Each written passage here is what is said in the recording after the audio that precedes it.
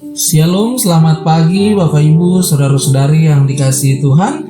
Hari ini Rabu 26 Juli 2023. Saya Pendeta Arthur Patinama bersama istri mengajak kita semua kembali untuk mengikuti renungan harian yang dikeluarkan oleh Sinode Gereja Kristen Oikumene di Indonesia (GKO) dengan tema Tumbuh dengan subur menurut bacaan Yesaya 44 ayat 4 dan 5. Mari kita berdoa.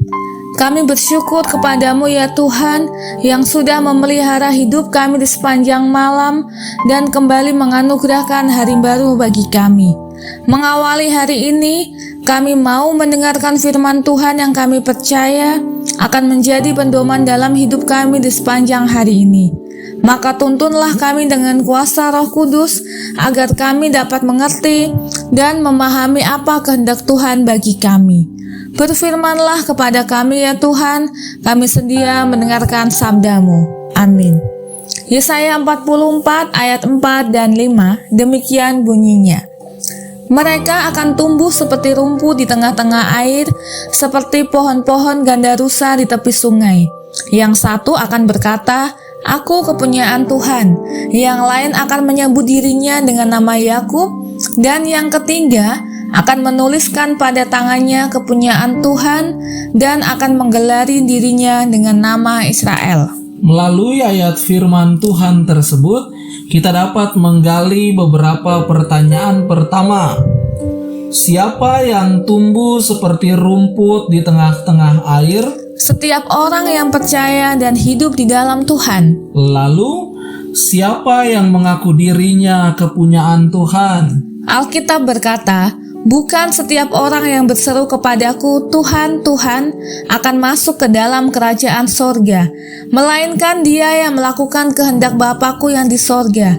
Setiap orang yang percaya dan melakukan kehendak Tuhan, dialah milik dan kepunyaan Tuhan. Bapak Ibu, Saudara-saudari yang dikasihi Tuhan, siapa manusia yang tidak ingin hidupnya diberkati Tuhan? Setiap orang tentu ingin diberkati. Oleh sebab itu, hal berkat atau diberkati seringkali menjadi fokus kehidupan manusia.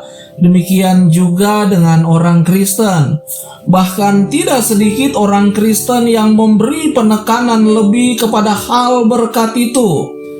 Tidak ada yang salah jika kita mengharapkan berkat dan diberkati dalam hidup ini. Tetapi ketika berkat dan keinginan diberkati itu menjadi orientasi hidup kita dan hanya terfokus pada diri kita, maka tentu itu yang tidak sejalan dengan keinginan Tuhan.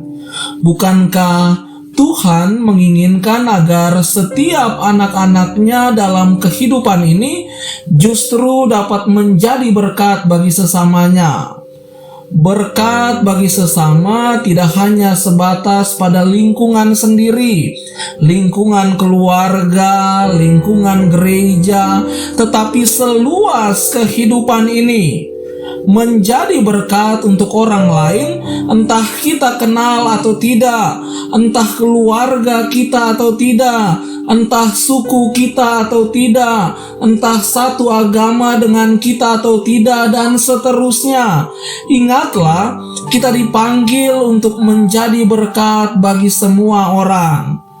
Menjadi berkat untuk orang lain tidak harus memberi materi.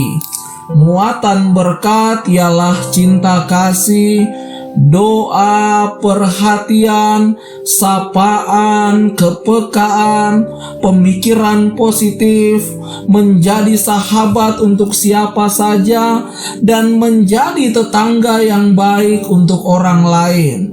Bapak Ibu Saudara yang dikasihi Tuhan, dalam bacaan pagi ini, firman Tuhan mempersonifikasikan manusia seperti bunga atau tumbuhan.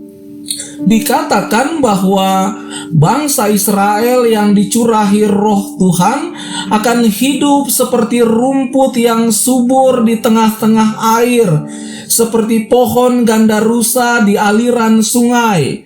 Ini memberikan gambaran tentang pemeliharaan dan berkat-Nya bagi setiap orang yang percaya dan hidup di dalam Tuhan. Bahwa Tuhan akan selalu hadir dan memberikan yang terbaik bagi kita yang percaya dan beriman kepada-Nya. Kita yang hidup dalam ketaatan akan selalu berada di dalam cinta dan kasih sayang Tuhan yang tidak akan pernah berkesudahan. Karena itu, jangan pernah membiarkan kehidupan kita kering dan tidak subur. Mendapatkan kesuburan itu berarti kita harus tinggal dan selalu mendekat dengan Tuhan. Amin. Mari kita berdoa. Tuhan Yesus, terima kasih untuk kebenaran sabda-Mu di pagi ini. Kami bersyukur kami mempunyai Tuhan yang senantiasa hadir menyertai dan memberkati kehidupan kami. Ajar kami untuk menjadi jalan berkat Tuhan dalam perjumpaan kami dengan semua orang. Dalam nama Tuhan Yesus, Sang Nafas Hidup, kami berdoa. Amin. Selamat pagi dan selamat menjalankan aktivitas. Tuhan Yesus beserta kita semua.